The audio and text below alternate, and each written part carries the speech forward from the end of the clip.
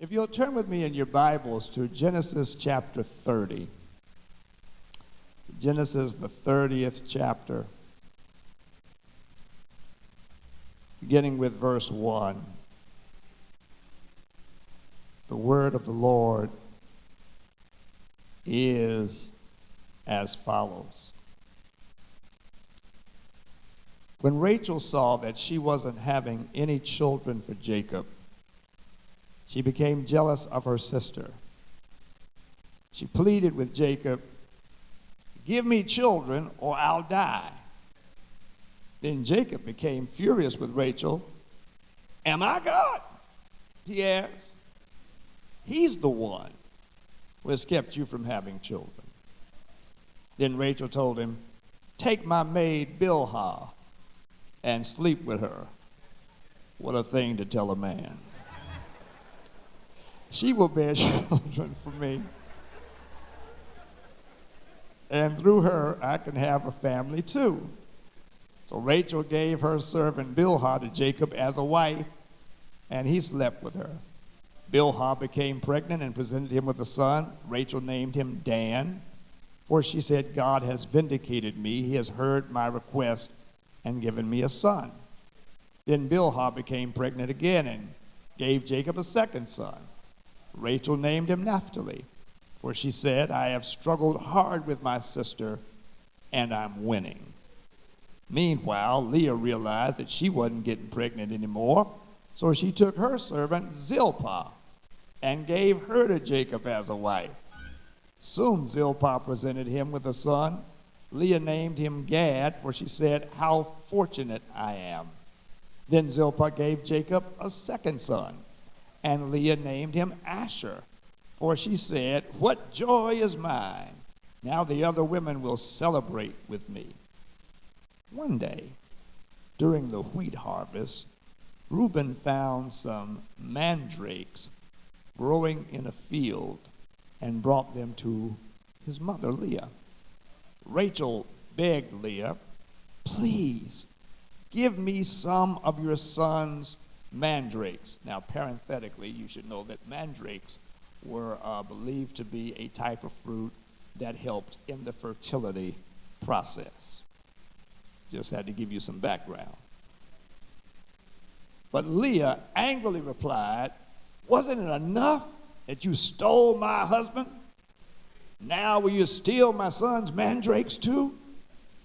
Rachel answered, "I'll let Jacob sleep with you tonight if you give me some of the mandrakes." So that evening, as Jacob was coming home from the fields, Leah went out to meet him. "You must come and sleep with me tonight," she said. "I've paid for you with some mandrakes that my son found." So that night he slept with Leah. God answered Leah's prayers. She became pregnant again, gave birth to a fifth son for Jacob. She named him Issachar, for she said, "God has rewarded me for giving my servant to my husband as a wife." Then Leah became pregnant again, gave birth to a sixth son for Jacob. She named him Zebulun, for she said, "God has given me a good reward. Now my husband will treat me with respect, for I have given him 6 sons." Later, she gave birth to a daughter and named her Dinah. Then God remembered Rachel's plight and answered her prayers by enabling her to have children. She became pregnant and gave birth to a son. "God has removed my disgrace," she said. And she named him Joseph, for she said, "May the Lord add yet another son to my family." Thus far, the word of the Lord. You may be seated. Then God remembered Rachel's plight and answered her prayers by enabling her to have children. She became pregnant and gave birth to a son. God has removed my disgrace, she said. and she named him Joseph. For she said, may the Lord add yet another son to my family. She named him Joseph. I want to preach today from the subject, naming your Joseph.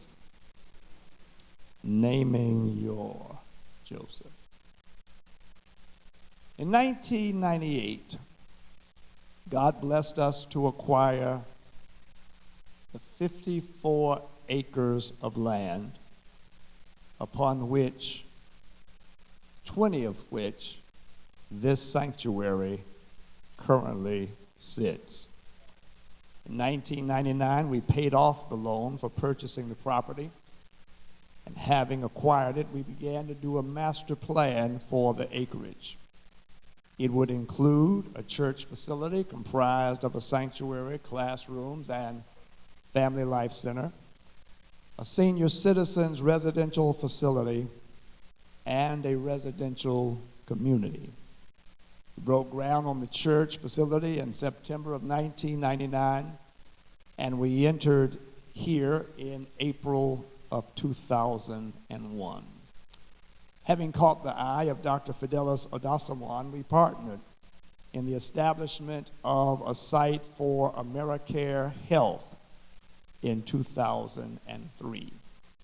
It was also at that time that we were looking into the process of constructing our seniors residential facility. It would require a combination of local, state, federal, and bank-related financing. We performed our due diligence, linked with an appropriate partner, completed the necessary applications, but did not qualify for the financing due to several things, the chief of which were, at that time, how the lines were drawn. This side of Beatties Ford Road was excluded from the lines that would allow certain funding to come our way. In the meantime, we established the Park South Charlotte.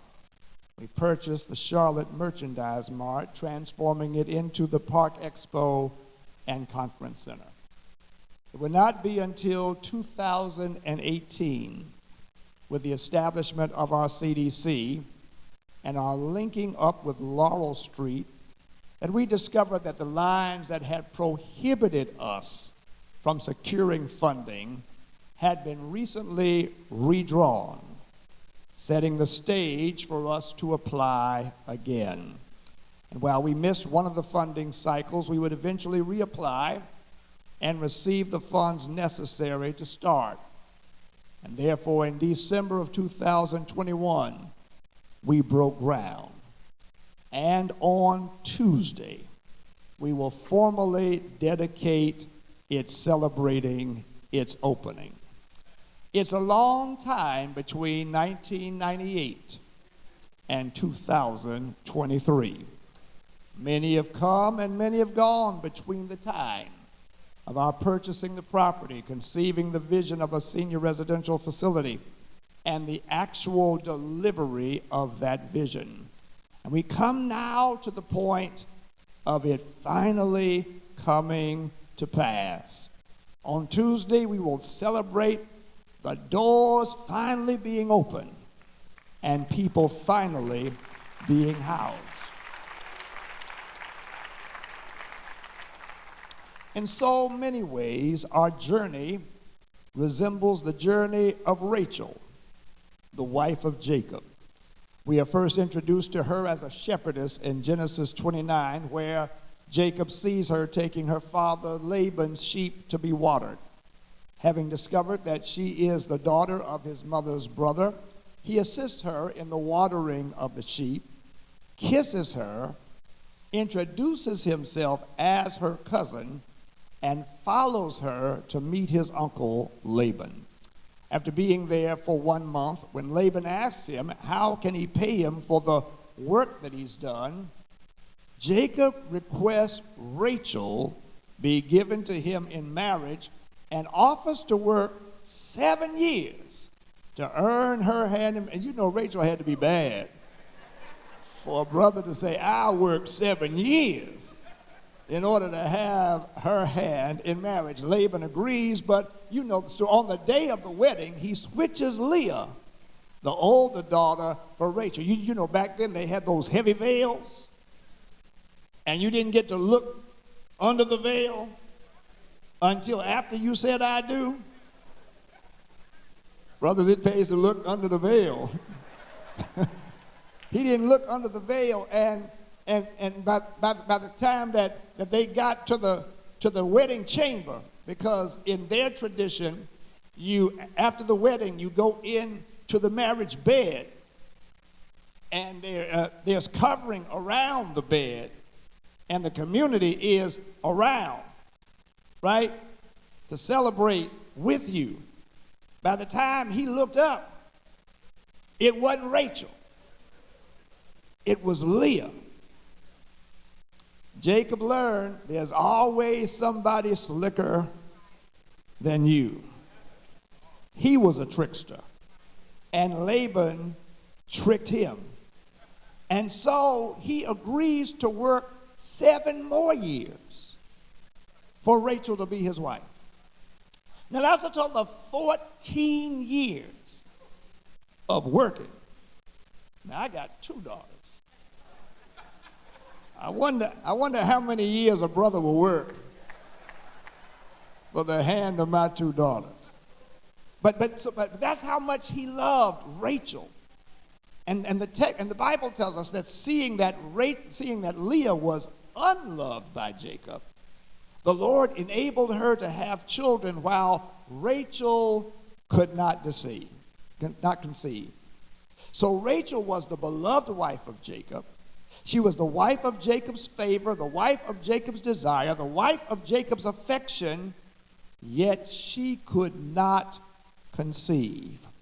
And it was her lot to witness Leah conceive and give birth to 4 sons, her maid Bilhah conceive and give birth to 2 sons, Leah's maid Zilpah give birth to 2 sons, and then Leah conceive and give birth to 2 more sons and 1 daughter.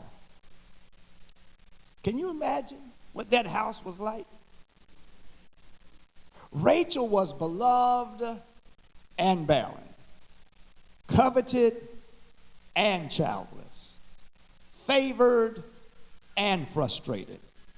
She reveals the fact that the life of the believer can often inhabit paradoxical places. You can be beloved of God and experience barrenness. You can be coveted, cherished, and be childless. You can be favored and frustrated. The presence of the one does not eliminate the presence of the other. In other words, favor does not inoculate you from frustration, and being beloved does not ensure against barrenness. The salt that's poured on the wound is to see things happening for others and not for you. They can come along later than you, like Bilhah and Zilpah, and get what you've been desiring, and you're still waiting on what you've wanted. That's where Rachel is at the end of verse 21. But then verse 22 emerges with the words, "Then God remembered Rachel's plight and answered her prayers by enabling her to have children. She became pregnant and gave birth to a son. God has removed my disgrace," she said. And she named him Joseph, for she said, "May the Lord add yet another son to my family." Now, friends, the very first 2 words should be enough for you and me. Then God.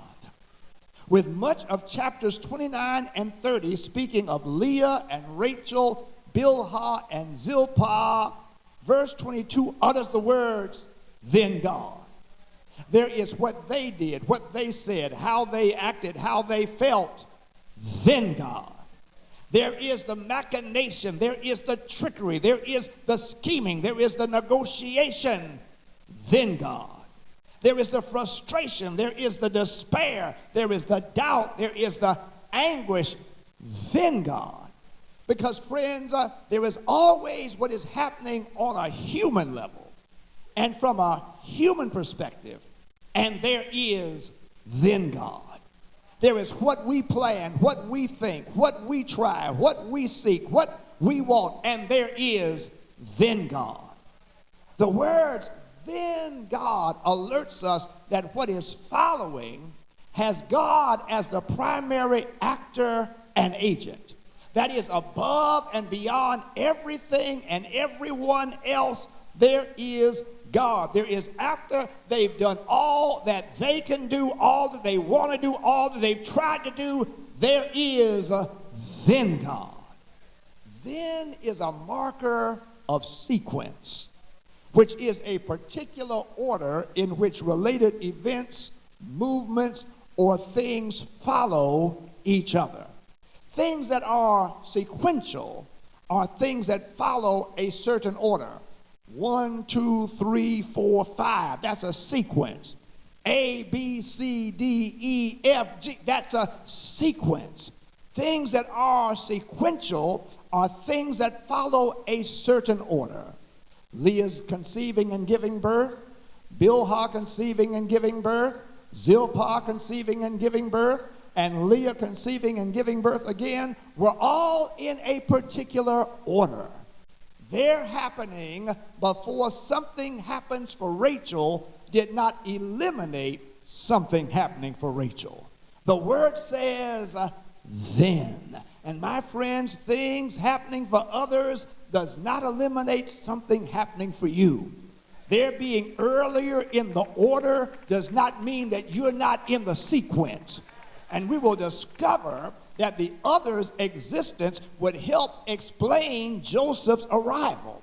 That is to say, Joseph will arrive because of the brothers that already existed. Leah, Bilhah, and Zilpah now did not eliminate Rachel's later. There was a sequence and order being followed which had God as its author. Then God remembered Rachel's plight and answered her prayers by enabling her to have children.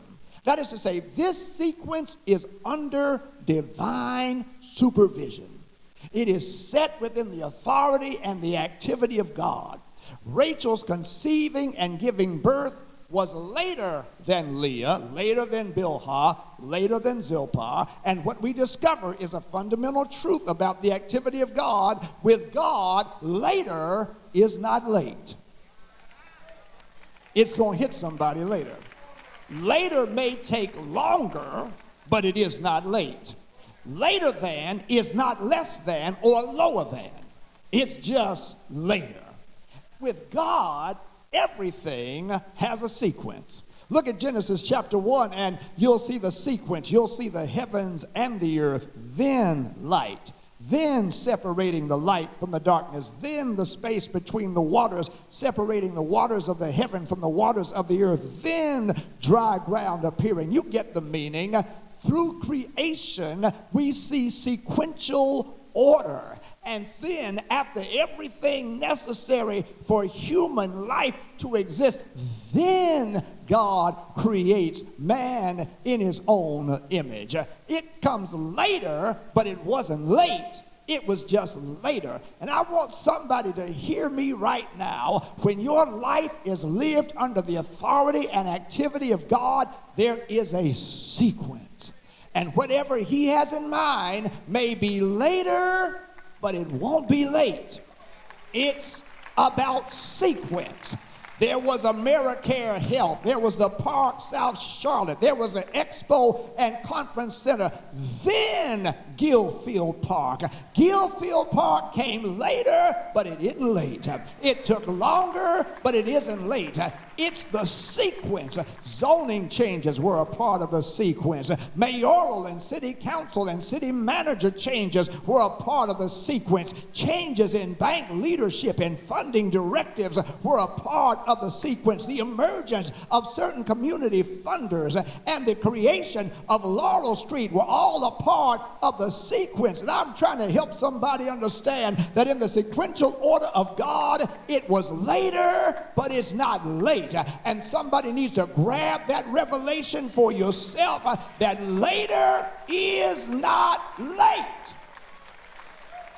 Palm trees produce fruit later than oak trees, but their fruit is not late. It is just the sequence. And when God is the creator, and when God is the author, and when God is the finisher, you and I don't get to determine how the sequence goes. It's ours just to be glad that we're in the sequence of God's activity.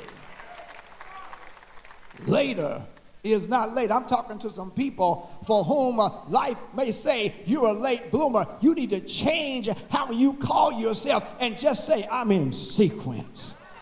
I'm in sequence. I'm talking to somebody who's been frustrated because things haven't been happening faster, quicker, earlier than you. You need to tell the devil, you're a liar. I'm just in sequence. Sequence, sequence, sequence, sequence. It's just the sequence. Then God remembered Rachel's plight, answered her prayer by enabling her to have children. She became pregnant and gave birth to a son. God has removed my disgrace, she said. She named him Joseph, for she said, may the Lord add yet another son to my family. The sequence speaks to a time of waiting and acting. That word remember is not speaking of recollection or retention. It's not that God experienced a lapse or a loss. It is more a focusing on the object of memory that results in action. It is God's focused activity based upon God's foreordained timing. Then God refers to the sequence with which God's intentions are demonstrated in God's action. Within God's sequence, there is a time of waiting, wondering, praying, pressing, perhaps even doubting. Within the sequence, you may even have stopped praying, stopped asking, stopped hoping, stopped believing. All of that can occur within God's sequencing.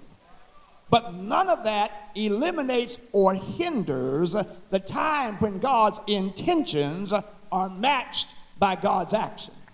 The time comes when God, having heard Rachel, is demonstrated by what God does for and with Rachel. Then God is the moment when God's time meets Rachel's time. Rachel's time continued because of God's time. God's time was beyond Rachel's schedule and others' projections. It was a matter of sequence, of order, and of arrangement. I'm talking to some Rachels right now who need to know that God has not forgotten you. God has not developed amnesia. He does not have dementia. He has not lost sight, and there's been no lapse in God concerning you. He's heard every prayer. He's seen every tear. He's pitied every groan. He's seen every situation. And more importantly, God knows what God's planned, how He's planned, where He's planned, with whom He's planned, and when He's planned. And the time of waiting is a time when He's watching over every aspect of what He has in mind when He has it in mind, so that when He has it in mind, everything is necessary for it to be in place and for it to be good and perfect for you. We quote every good and perfect gift comes from above. Do you know what that means? It means it is not just good, but it's perfect. That means it has everything within it for you to enjoy it in its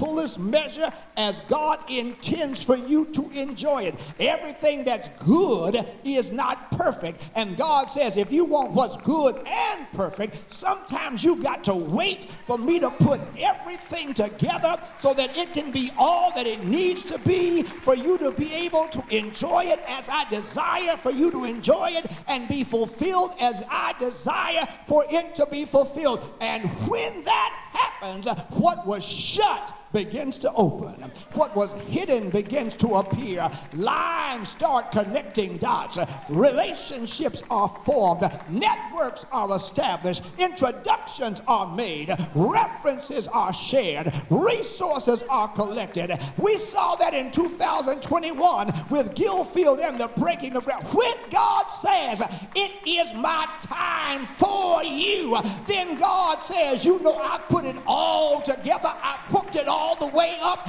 When it comes your way and when you get its way, it ain't gonna be half-baked, it's gonna be full, and you will enjoy it as I desire.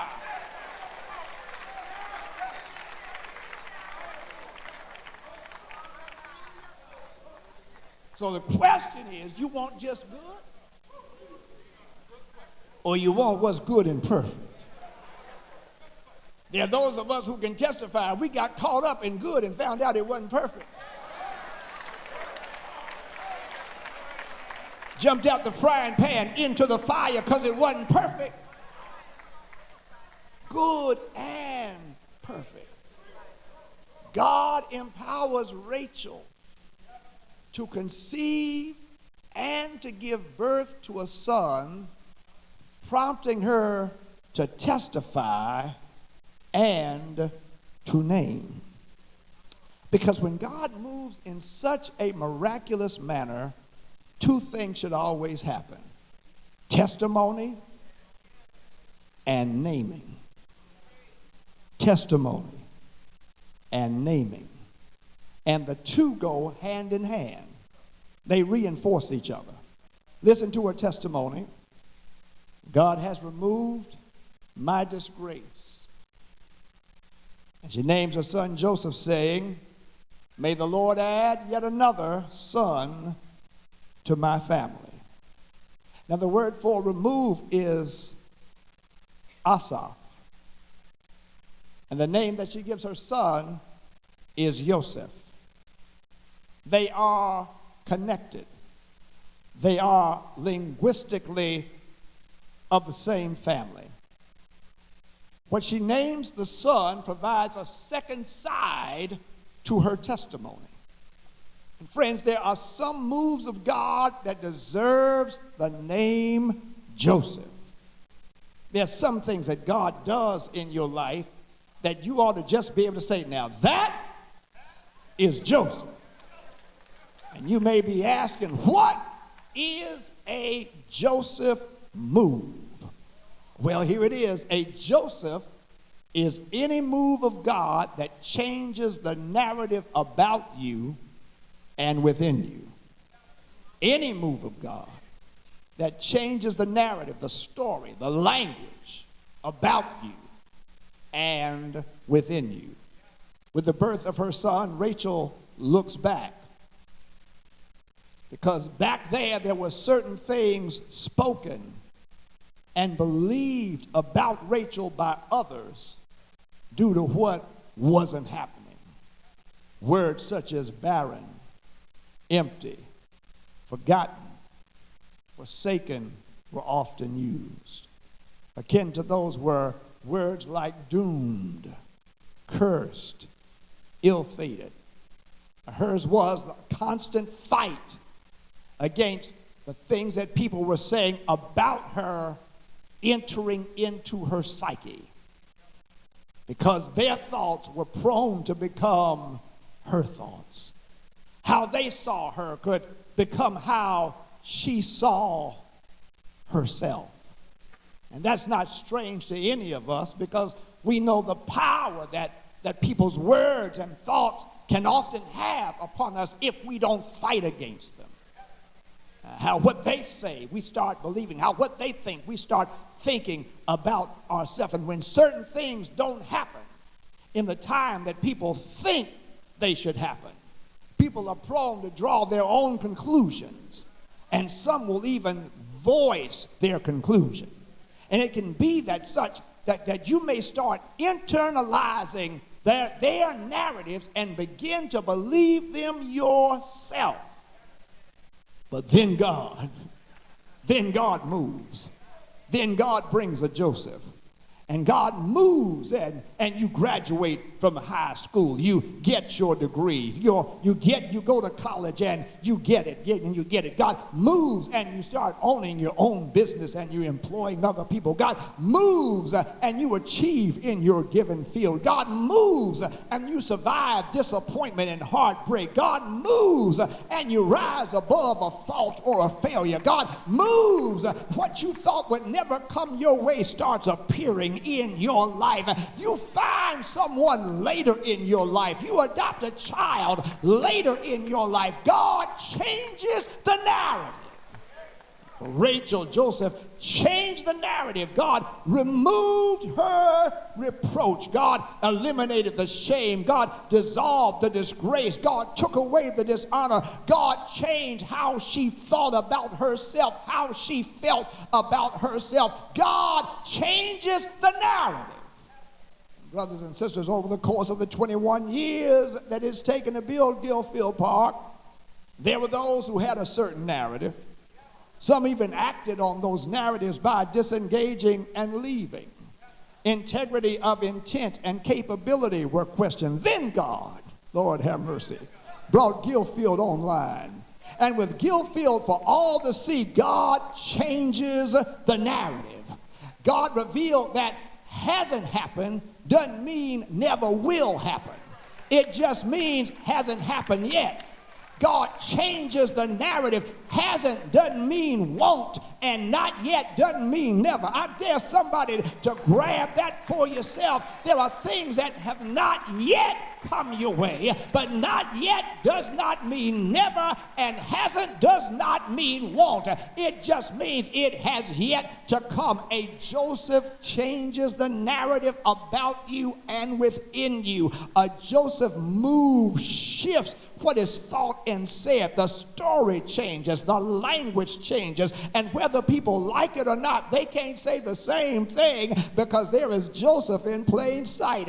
As much as Leah wanted to be able to get on Rachel, now that Rachel has Joseph, Leah has to change her language. She has to take back her words. She has to admit her mistake. The narrative changes what is said about you, but the more important thing is the narrative changes what is within you, what you think about you, what you say about you, how you feel changes. And it is the Lord who does the changing. It is the Lord who removes it. It is the Lord who lifts it. It is the Lord who takes it away. I just punched somebody's ticket because there's somebody who knows God removed your disgrace. God changed how you thought and felt about yourself. God erased some of the tapes that were looping in your mind and existing in your spirit. He took away the shame. He took away the humiliation. He took away the embarrassment. But Joseph establishes some new words and some new language and some new narratives and some new conclusions. And whatever your Joseph is has changed how you think about yourself.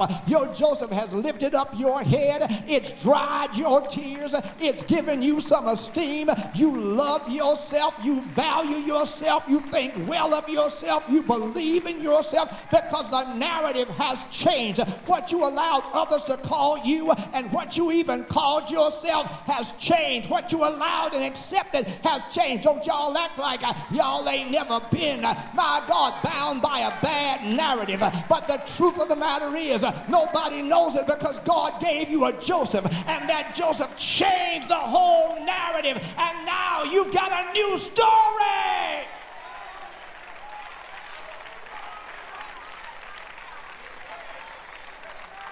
Joseph is any move changes the narrative about you and within you. And there are some of you, you lost friends because they like the old narrative. They benefited by the old narrative. They felt good about themselves by the old narrative. But when God changed the narrative, you had to make up in your mind, this is my story. Lord have mercy. This is my song. This is my testimony. This is who I am. And if you can't get with it, then you got to get to stepping, because this is who I am. This is what I know. This is where I'm going. This is what I know I deserve. This is what I value. Changes the narrative within you and about you. Then God remembered Rachel's plight, answered her prayers by enabling her to have children. She became pregnant, gave birth to a son. God has removed my disgrace, she said. And she named him Joseph, for she said, may the Lord add yet another son to my family. A Joseph is any move that changes the narrative about you and within you, but then also a Joseph is any move of God whose arrival provokes a belief for more.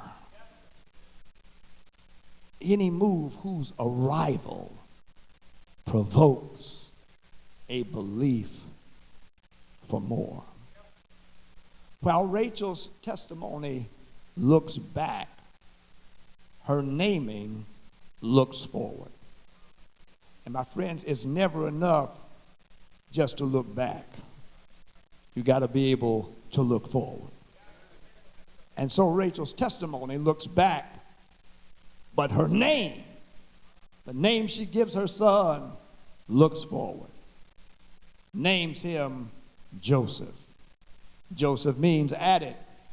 She says the Lord will add. The Lord has even more. The first is not the last. The beginning is not the end. This is just the beginning. Though long in coming, God is just getting started. Rachel asserts that the God who takes away shame is also the God who adds joy. Having looked back at the years of humiliation and shame, she looks forward to the years of joy. The Lord will add. You know, it takes a lot of faith for Rachel to say the Lord will add. Rachel, why don't you just be grateful for you finally having gotten the one? After those years of waiting, why not just be satisfied that you've got the one? And Rachel said, it's not my satisfaction that is at hand. It is my faith that tells me God is not through with me yet. My brothers and sisters, a Joseph move is one that inspires increased faith and belief. That is to say, what God does causes you to believe that God can and God will do even more. That is to say, the answer to one prayer prompts faith in praying other prayers. The keeping of one promise instigates faith in God keeping other promises. The fulfillment of one dream feeds the dreaming of other dreams. Rachel believed that God had more, and sure enough, she would give birth to another son whose name would be Benjamin. It would not be her lot to see all that Joseph would become or do, but her naming him was spot on. Added, because everywhere that Joseph went, God used him to add and to increase. Potiphar increased with Joseph. The warden in the prison increased with Joseph. Pharaoh and Egypt, they increased with Joseph. Jacob and the brothers and their families, they increased in the land of Goshen because of Joseph. God kept on adding by way of Joseph, and Rachel's faith was fulfilled. When God provides a Joseph, your faith is increased. least, you are led to believe God for more. You know that if God did this, how much more does God want to do? When you look outside and you see Gilfield, I want you to know God challenges you to believe God for more, because there is more. There's 30 acres more to develop in the back of, my God, of our church. There's 30 acres on Independence to be redeveloped. There is more that God has in mind. And I don't know who I'm talking to, but if you got a Joseph, God is inviting you to believe him for more. Believe him for greater. Believe him for further. Believe him for higher. Believe him for more. The Lord will add. The Lord has more. And I don't know about you, but I thank God for the Gilfield Joseph move. I'm believing God for more. But when I look out there, I got to know there is an even greater Joseph move that God has already made that causes me to believe him for more. He's the reason why God took Joseph to Egypt. It wasn't just for Joseph, my God, to have a position, and it wasn't just for Jacob and the boys, but it was for those who would come after them. It was for those who would be added to them, because there was going to be added to Judah Perez, and to Perez Hezron, and to Hezron Ram, and to Ram Abinadab, and Abinadab Nashon, and to Nashon Salmon, and to Salmon Boaz, and to Boaz Obed, and to Obed Jesse, and to Jesse David, and from David Solomon, all the way until you get to Joseph and Mary, to whom Jesus is given. And Jesus would come to change the narrative and to add what is yet to be. He changed the narrative for the blind, and they received their sight. He changed the narrative for the deaf, and they received their healing. He changed the narrative for the lame, and they received their walking. He changed the narrative for the demon-possessed, and they were seated and clothed and in their right mind. He changed the narrative for the woman with the issue of blood, dried up the fountain and called her a daughter of Abraham. He changed the narrative of Jairus and his daughter, the widow of Nain and her son, Mary, Martha, and Lazarus. By raising Lazarus, by raising the son, and by raising the daughter from the dead. He changed the narrative on the thief of the cross by promising him, today thou shalt be with me in paradise. He changed the narrative of Saul of Tarsus on the road to Damascus and made him Paul, the apostle to the Gentiles.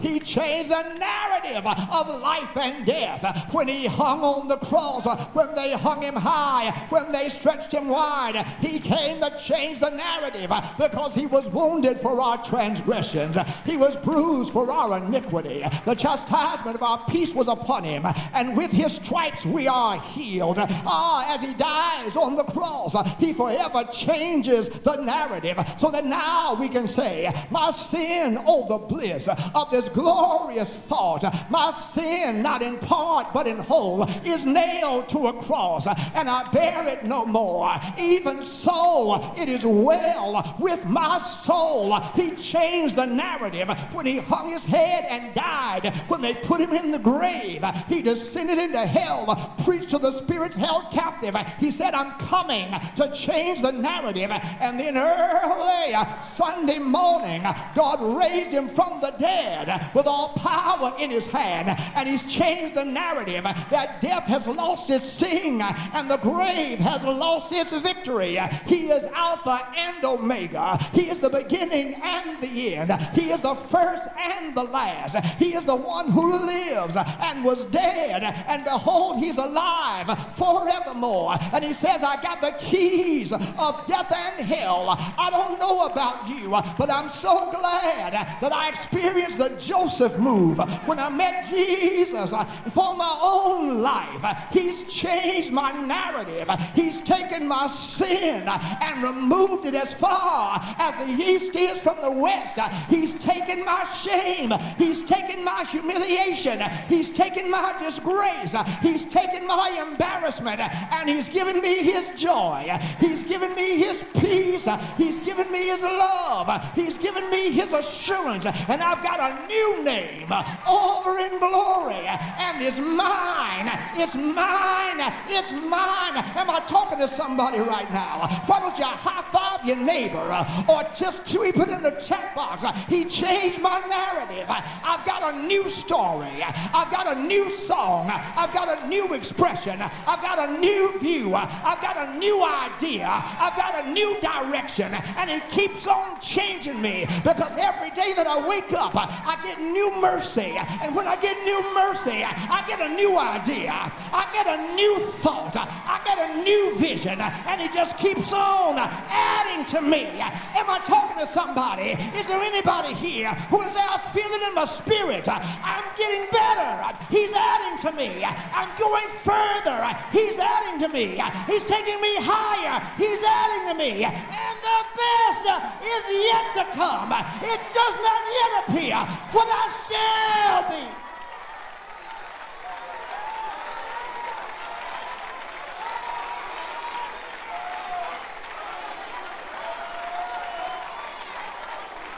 I dare somebody to say, God's got more for me. God's got more for me. God's got more for me.